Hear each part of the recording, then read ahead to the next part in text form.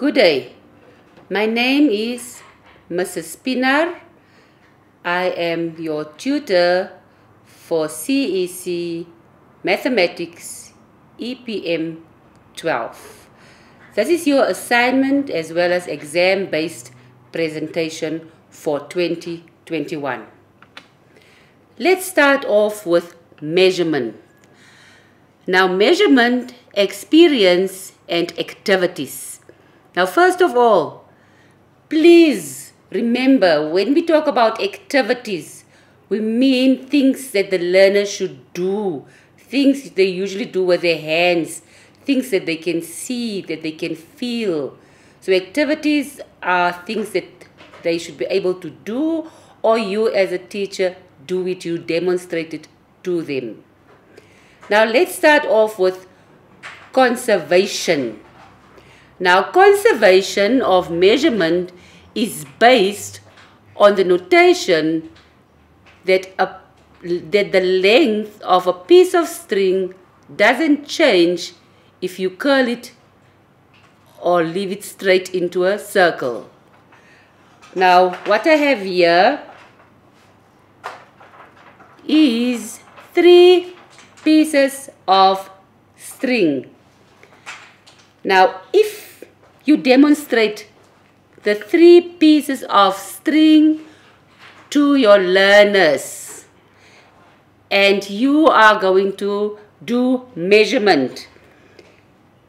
You look at the blue string, the red string as well as the yellow string.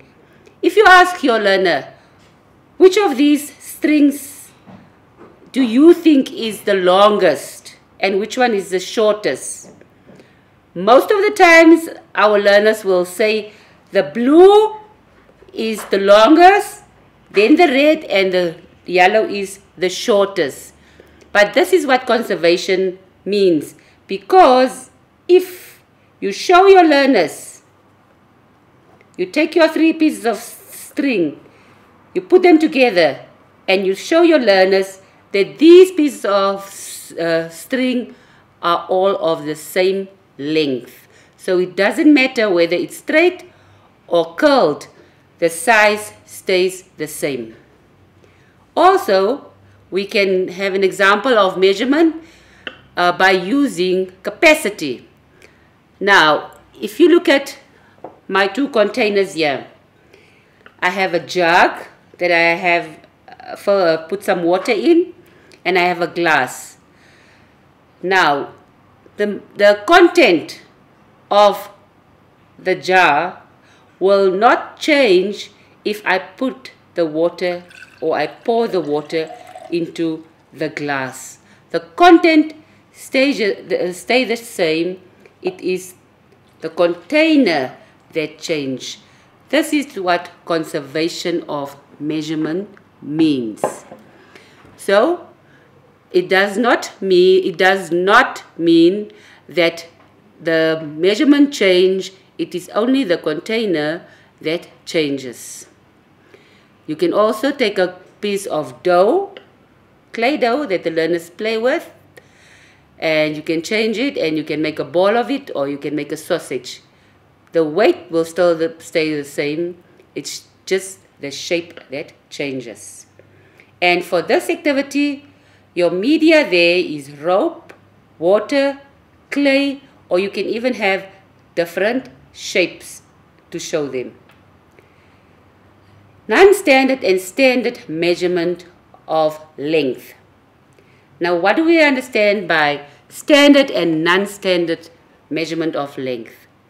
The terms non-standard and standard are often used when we describe learning outcomes for measurement, meaning measuring with standard units means measuring with millimeters, centimeters, and meters, using rulers and other measuring devices. Measuring with non-standard units of measuring, here we can simply use the blocks in the class. You take a shape and you ask the learners, they should count, if they take the length of the side of this shape, how many blocks will it take to give the length. And in such a case, they will tell you 1, 2, 3, 4, 5. So you can use blocks, you can use pencils or pens.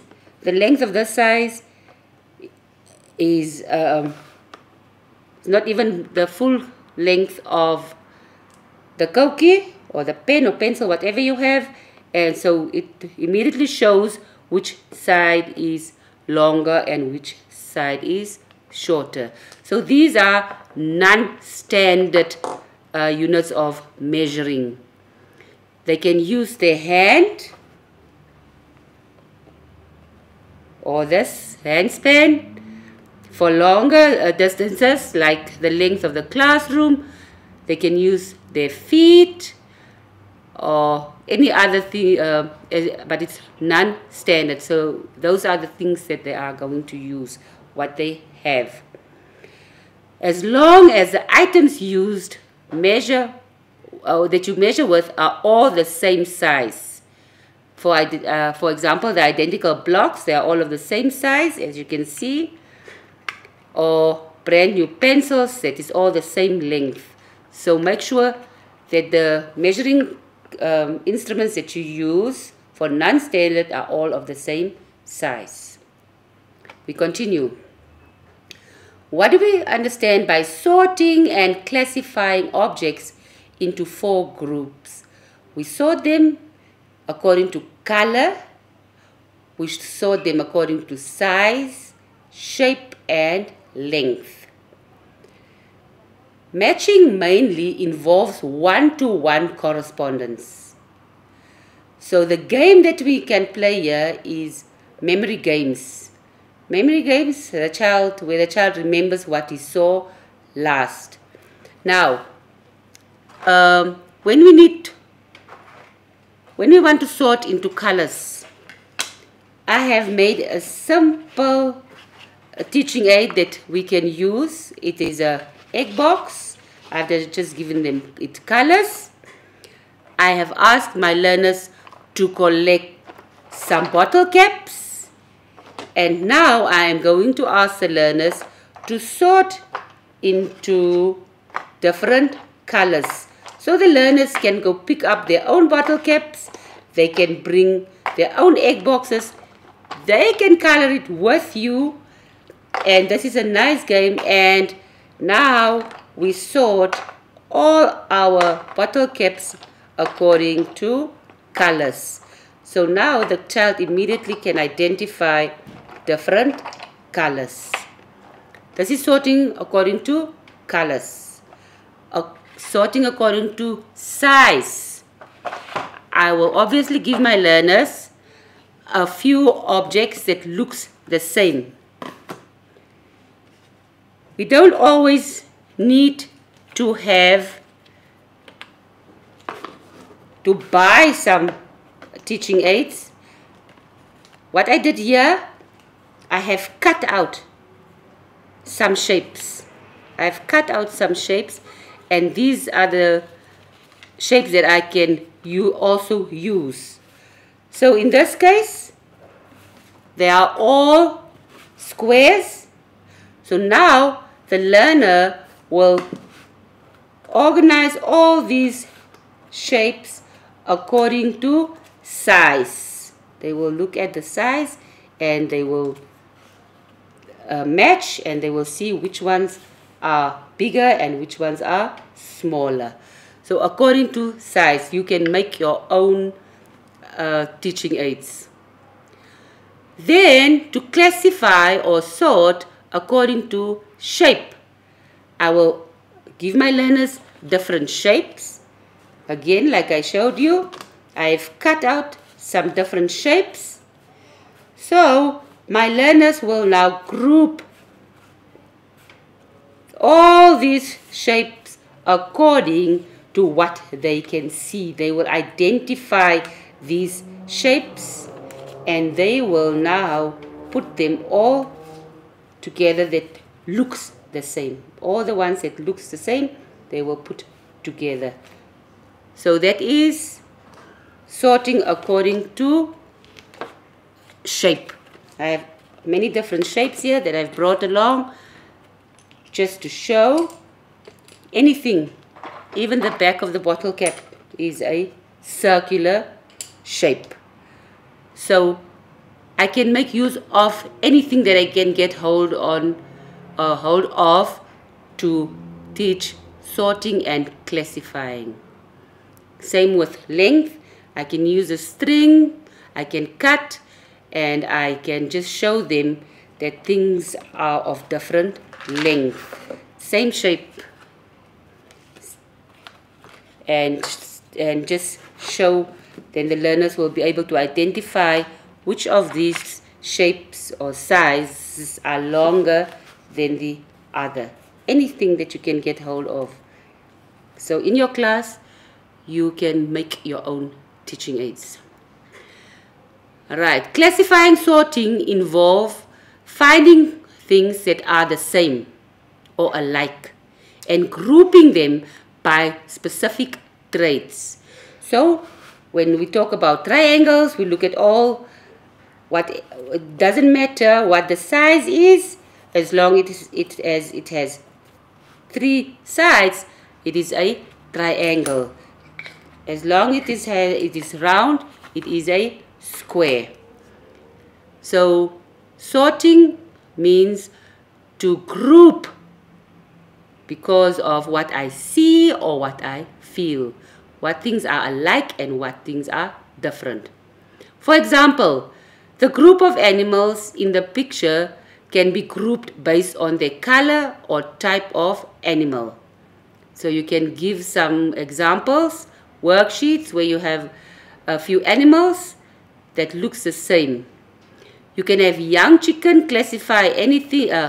You can have young children classify anything, including blocks, leaves, plates, or toy cars. Once they have classified items, learners can compare items further to learn more specific similarities and differences between them. So they are all round, they are all circular, but now we can say these ones are all yellow, although they are all round. These ones are all blue, and others are green and red. And so although they are all circles, they have different colors. Also, they are of different size. So when we classify, we can group them in whatever we want, similarities or differences. Sets are simply a collection of things that have been classified together because they have something in common. Rote counting and rational counting. Now, rote counting is simply where they count. So from the age of very young, some parents teach their learners or their children how to count. So the child can count from 1 most of the times up to 10. But the child cannot identify how many objects those numbers represent. So rote counting is reciting the sequence of number names, 1, 2, 3, and so on. Children who have not learned this verbal sequence will not be able to count, but learning the sequence of number names or rote counting does not ensure that children can count with accuracy. What I'm saying is they can count up to a certain number, but they do not match the number with the number of objects. But when it comes to rational counting, children need to coordinate the touch and verbal counting of numbers so that these happen at the same time.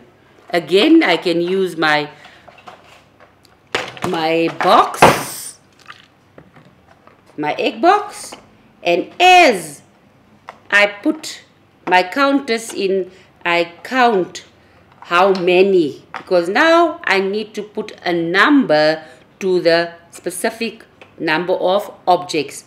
1, 2, 3. So let your child touch. That is how they will know that these are 2, 1, 2, 3, 4, 5, 6. So children need to touch when they count.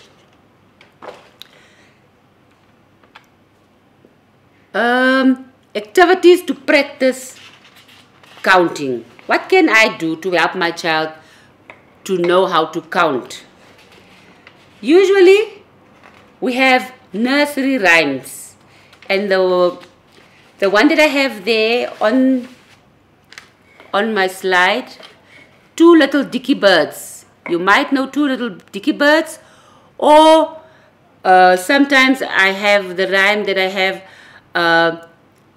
one bear jump on the bed, one fall off and broke his head. How many bears are still on the bed?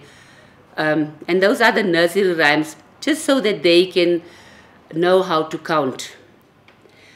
So count as you and the learners put away their toys together.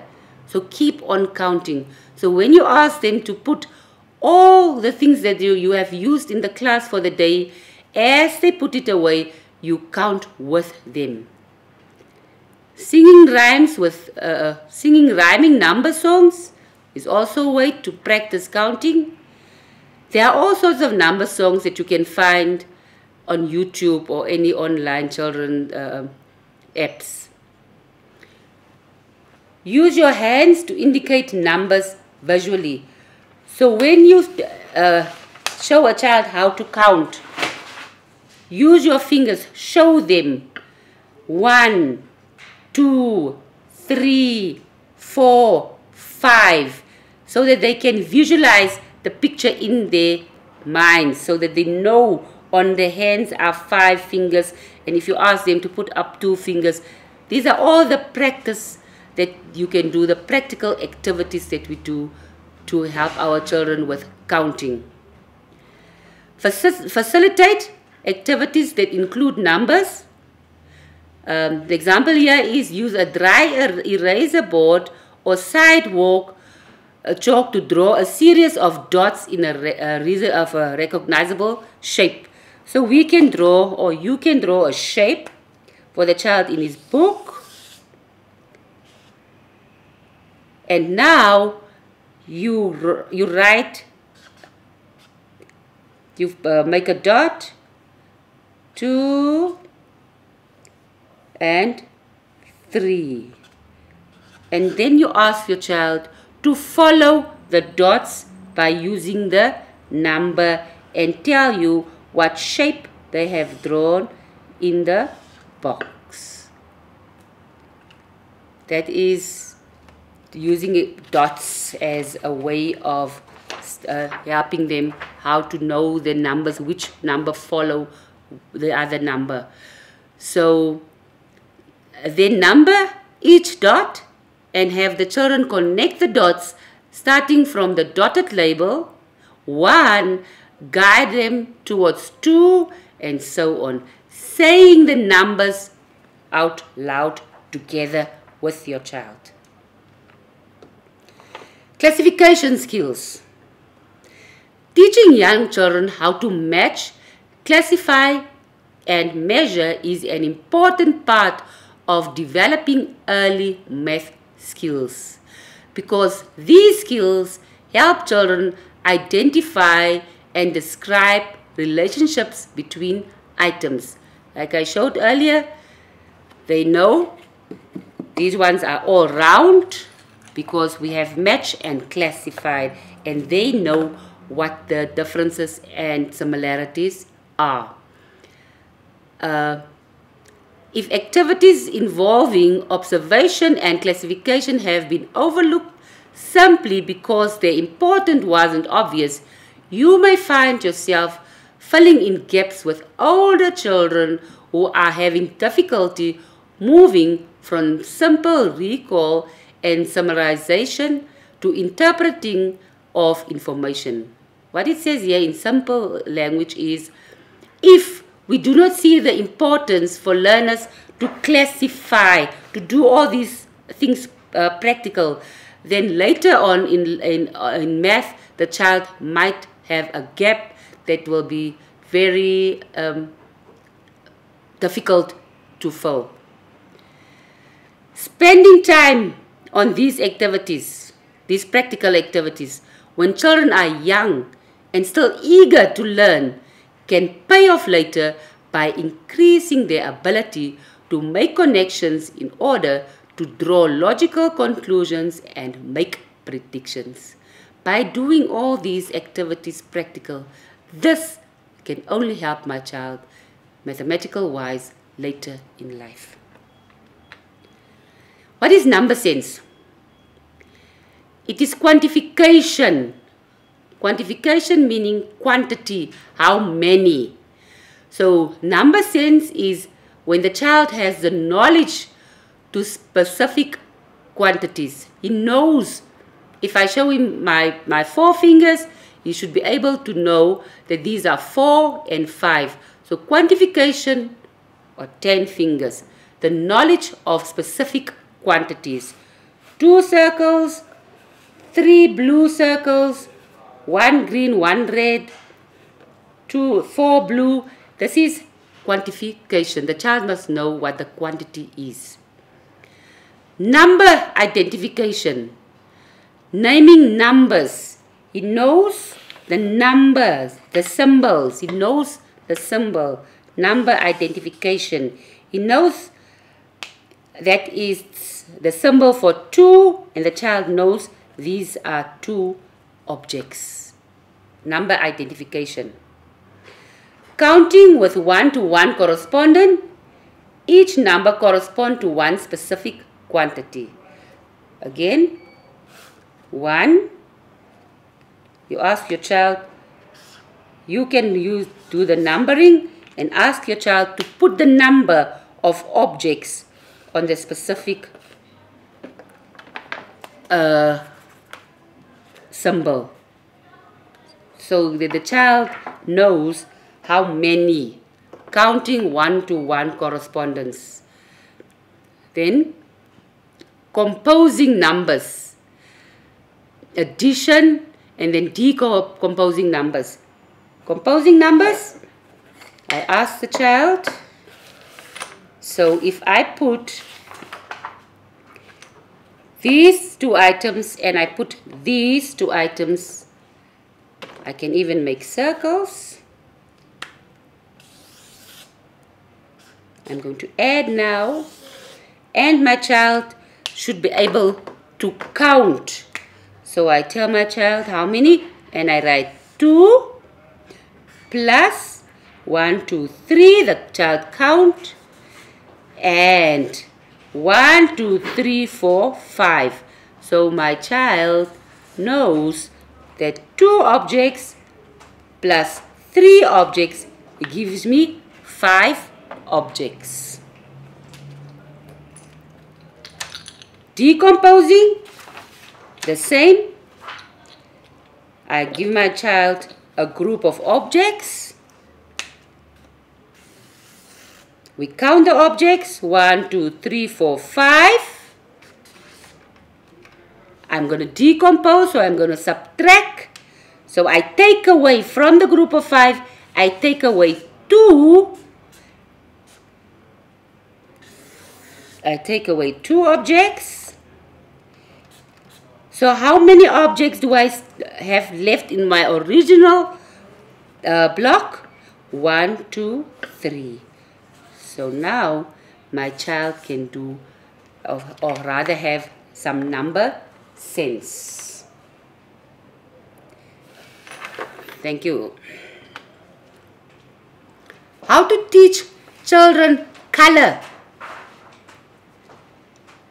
When you show something, whatever you have, when you show them something, I have a bottle of water here. When I show them, I say this is a red bottle cap.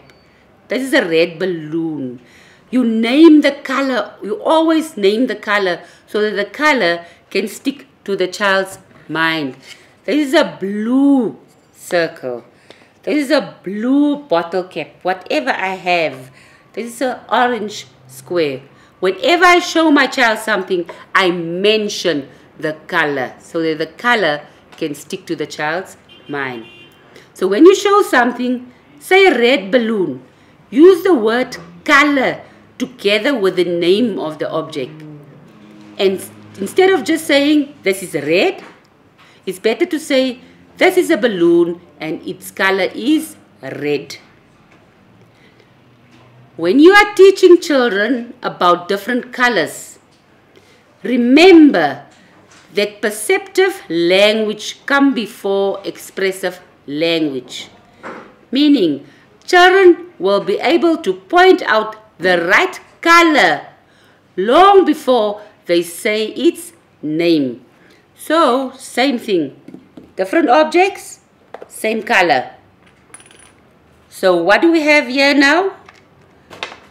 We take our learners, or let's use another color. Use the color green. Different objects with the same color. So, learners might be able to say these are the colors that belongs together long before they can say this is a square, or this is a rectangle, or this is a circle.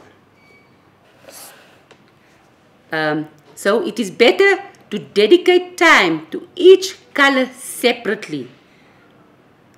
Having a red week or a blue week, spend time with your colors. Everything that they do for a specific week, everything is just, for example, red. So you can even let them dress up or ask them to, tomorrow we all put on red t-shirts or whatever. So this is how they identify. So everything that I do for the week is just red. Next week, I continue with another color. So next week, I will ask them to all wear blue t-shirts or blue, bring anything blue from home so that they can identify the colors. And if they color in that week, everything is just blue. Get the children to dress in red clothes. Use red plates and cups. Let the children cut out red paper. So we spend a week. We can spend a week with a specific color. Skill of serialization. Serialization can be defined as the ability to arrange objects in order by size, what we've been doing. Serialization is a mathematical concept that involves organizing or ordering things in a logical way, arranging objects in order of size, location, or position. Same again, size, size. Which one is the smallest? Which one is the biggest? Let's use some of these shapes here, even the ones that I've cut out. So if I have to arrange according to size, so now this is serialization, to arrange according to size. Serialization becomes more natural as children enter early childhood education centers or schools. The development of serialization skills is a step-by-step process. As children grow and develop, their ability to seriate will also develop. Another good practical example is if you ask 3 learners in your class to stand in order of length, from the tallest to the shortest. This is all skills that I can do practical to help my learners to develop the skill of serialization. Teaching patterns. How do I teach my child patterns? Notice a pattern on a child's clothing. If a child has clothes on with a pattern, you can call the child to the front and say, look, you have on stripes today. You have a blue, red, then blue again, then red again, and so on. So that they can come be aware of patterns in life. Make a pattern with toys. We love to make patterns with Duplo blocks. We say Legos. So they love to build with Legos, whatever they can build. So let them make a pattern. Say red, yellow, red again, yellow again, and the child can continue with the pattern. Or simply ask them to do something. Get up, jump, step, jump again, step again, and then they should know that they should continue. And in this way, they have in mind that everything is about a pattern. It's about a sequence. So this is how I can teach patterns. Introducing properties of triangles. Now, a property is, how do I identify, how do I know which one is a triangle? If I am given a lot of shapes, how would I identify which ones are my triangles?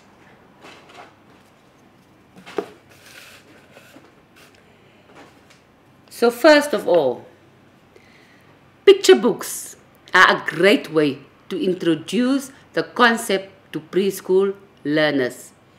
If you are teaching shapes, books offer a wonderful way to show what a triangle is for early childhood learners. So you can use books.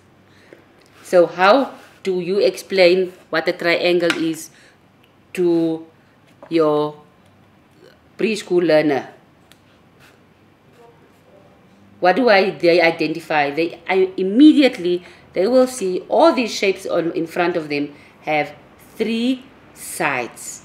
So that is how I teach. I need to give them pictures so that they can look at the pictures, and now they have to tell me, okay, this is a triangle because I can see it all has 3 sides. So even you can take your child outside of the classroom, or ask your child on your way to school, how many triangular shapes do you see? There are many road signs, and if you ask your parents, they are usually the warning signs, warning you of something might happen if you do not follow the rules. So, and you know, maybe you have observed, the learners might have observed, so you can ask them, have they observed if a car has a breakdown? They usually put this triangular shape at the back, which means it's a warning sign. There is a car that is not functioning well in front of the triangular shape. So warning signs are usually triangular, so I should make my learner aware of all triangular shapes that they can see. Tomorrow they can bring me some feedback telling me where they have observed some triangular shape road signs. So before reading the book, draw a picture of a triangle on a whiteboard, or show a large triangle shape and discuss the properties of the shape like I did just now. You can discuss the number of sides it has, the number of angles, and what other things triangles resembles.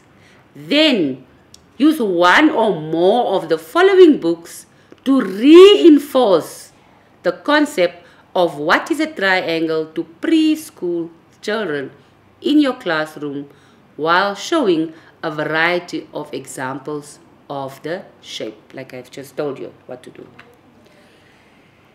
Teaching numbers using the concrete, pictorial, and abstract approach. Now let's start with the concrete. Concrete meaning what they can feel, the real object. If I have 5 apples, 5 bottle caps, it doesn't matter as long as they can see concrete. Pictorial, now I ask my child to draw the 5 apples or the 5 bottle caps or they can just make 5 dots. Then abstract is where they simply have to draw the symbol. So it's concrete, pictorial and abstract approach. From what they can feel to what they can see until you have the 5 shape. Right. Importance of identifying shape. Why is it important for a child to be able to identify shapes? Why did we enforce shapes to our learners? Why should our child know about shapes? It improves communication.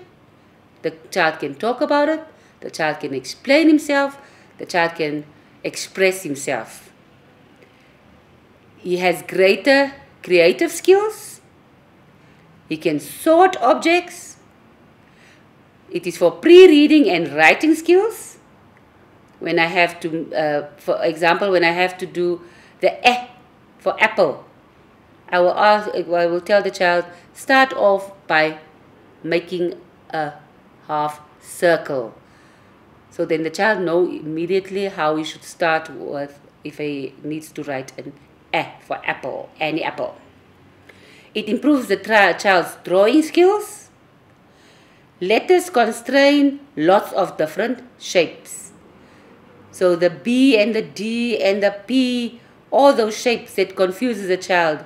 This is why identifying shapes is so important, so that the child can immediately identify a specific shape with a specific letter or number. And it's important in geometry. What is the abilities involving hand-eye coordination during the preschool period? During the preschool period, hand-eye coordination progresses to the point of near independence at self-care activities. So hand-eye coordination, the child should become more independent, doing things by himself. A 4-year-old is learning to handle eating utensils, the spoon or the fork and the knife if you want to, and button even more small buttons, so they can now start buttoning their own shirts. 4-year-olds can also handle a pencil completely. They should be able to know how to handle a pencil, copy a geometric shape and letters, and use scissors. So all these activities are important to help learners with hand-eye coordination. By the age of 5, a child's hand-eye coordination appears quite advanced, although it will continue to be fine-tuned for several more years. He approaches, grasps and releases objects with precision and accuracy. So you can ask a child to start picking up smaller objects, the smaller beads. So at the age of 5, they should be able to pick up smaller beads. This is for hand-eye coordination.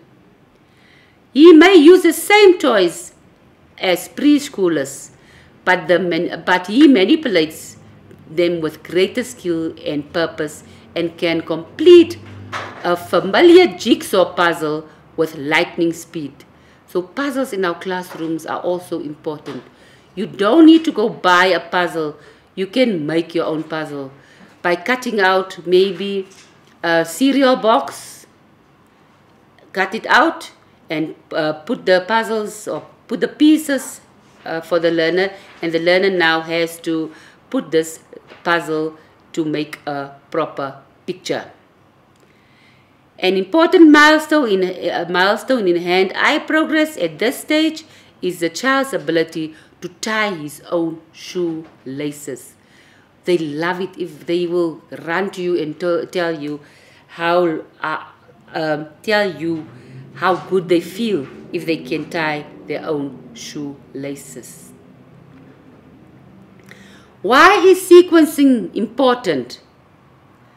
Sequencing is understanding how a series of objects, events, and time occur in a specific and logical order.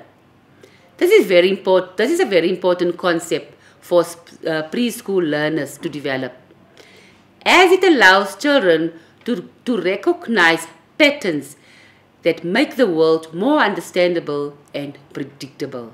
However, it is also a very abstract concept and takes a lot of practice to master.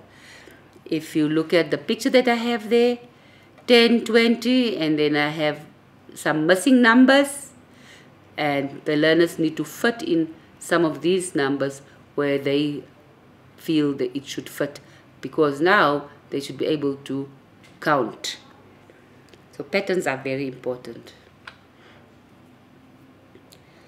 Sorting rough and smooth objects using a rock or stone discovery box. So this is where they have to feel. So firstly, the teacher would engage the learners by showing them the rock collection and asking them to tell him what they notice about the rocks. So here you have a box with different rocks, stone, clipper. This will encourage them to have a simple conversation and gain their interest about the rock discovery box. Then he would let the learners, the teacher would let the learners sort the rocks according to whether they are smooth or rough. So the learners feel, they feel. Here, the teacher could introduce the word texture. Now you can use the word texture. How does this texture feel? This is how the rock feels in your hand. So you take out one rock, the learners feel, and then they have to find a rock with the same texture. This is how we sort, we use smooth and rough to sort objects. What is one-on-one, one-to-one correspondence? This is to demonstrate when a child relates the counting to specific individual items, touching each item only once as the child recites the counting. You touch the object only once. 1, 2, 3, 4, 5.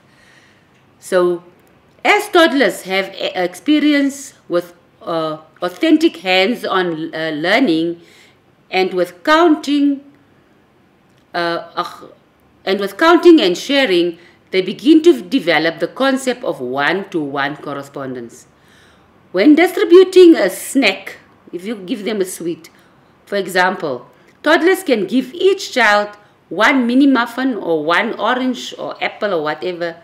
In this way, they are learning, or one sweet, they are learning to relate to the notion that one for each person, one for one, one for one, one for one.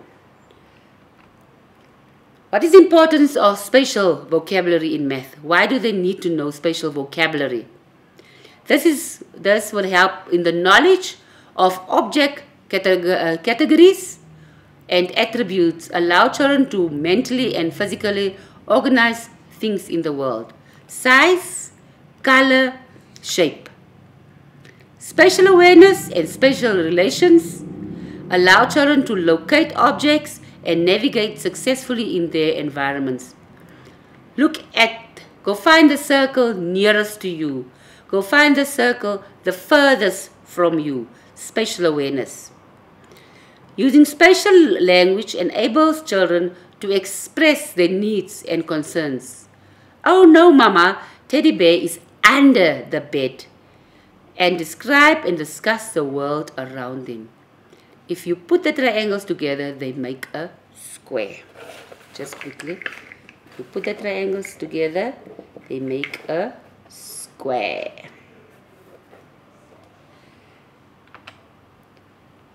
Activities on how to teach the spatial relationships in terms of inside and outside. How can I help my child learning inside and outside? Playing Simon Says. You know the game? Simon Says, jump out of the circle. You have to draw a circle in the class. Simon Says, jump in the circle. With masking tape, place a large circle on the floor. Begin by standing inside the circle. Tell the children that you are inside, and then ask them to step outside, and that is how you play, and you repeat this game inside and outside. They do it. Teaching the meaning of hot and cold. Children know if something is hot or cold. From early age, they are told, do not touch a hot stove and to wear a coat when it's cold outside. This understanding of temperature is a good starting point to teach the difference in temperature. Discuss home safety when it comes to hot temperatures. Discuss things that are dangerous, such as hot stove and fireplaces. Talk about how many food items are baked at high temperature, such as cakes and pies. Show the learners a picture of a fireplace. What is this? Okay, they will tell you fire. What do you know about fire? They will tell you it's hot, it's red. Show them a picture of ice cubes. They will tell you it's cold usually, because those are, and you can let them touch the ice cubes to feel the cold. In conclusion, this is your assignment instructions. So when you do your assignment, you can read through your instructions. This is your examination instructions. Please read carefully through your examination instructions as well. And yes, good luck. You got this. I thank you.